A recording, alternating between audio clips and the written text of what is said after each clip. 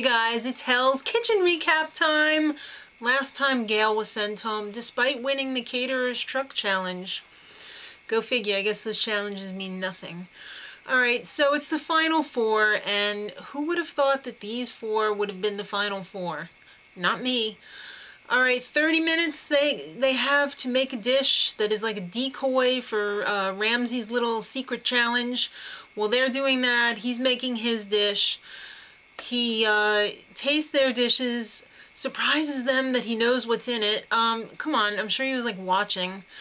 And then presents his dish and says, taste it, now make it. So they have 45 minutes to do that. And let me just start off by saying Trev is creepy, in case you didn't already know that, if you were under a rock somewhere. He's like making two of everything. So they don't know whether it's pork or veal, carrots or yam, bacon, pancetta. So then Ramsey tastes their final dishes, and you know, it doesn't really say anything.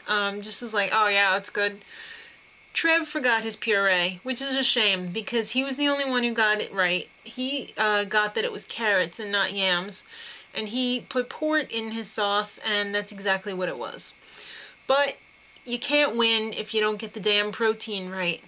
Russell and Nona were the only ones that got veal correct. And Nona ended up winning the challenge because she put pancetta in instead of bacon. And Russell had put bacon in his. She won a day at the Beverly Hills Spa. Cookware, a signed cookbook from Ramsey. Everybody else, it's laundry day. That's like my least favorite thing to do. I would take delivery day over laundry day. Especially ironing those chef's jackets with the starch. Ugh. Alright, so, and of course kitchen prep, that's a given. So Nona gets to save one person if she chooses, and she ends up taking Russell, I guess because he was closest, you know, in the challenge, which pisses off Jillian, because she really wanted to go. That gives her a little bit of a bad attitude, because she thought Nona was her girl. Alright, and Trev, if you're going to be gangster, little word of advice, it's booyakasha, not booyashaka. You have your emphasis on the wrong syllable, and it's out of order. Alright, Hell's Kitchen's open, and there are some minor celebrities in the dining room, including Mackenzie Phillips. I'm glad I'm not at her table. Alright, so service started off really good.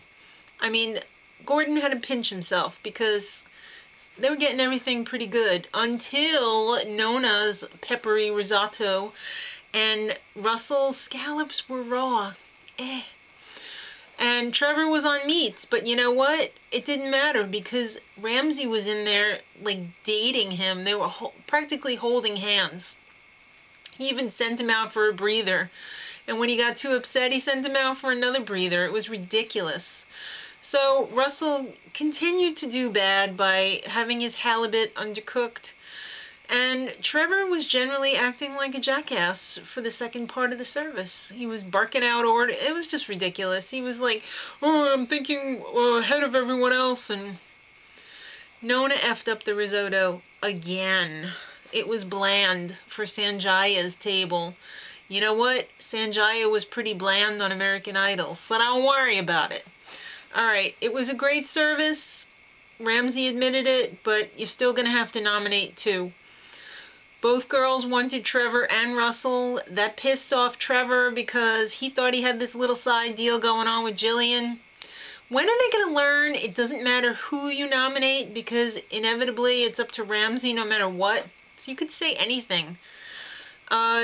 So Trev and Russell were the nominees.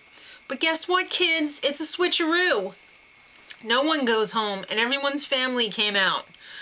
I was expecting to see fake eyebrows on Jillian's kids, but they were pretty normal. And a little word of advice, Nona, don't let your baby crawl around the dining room. It's filthy.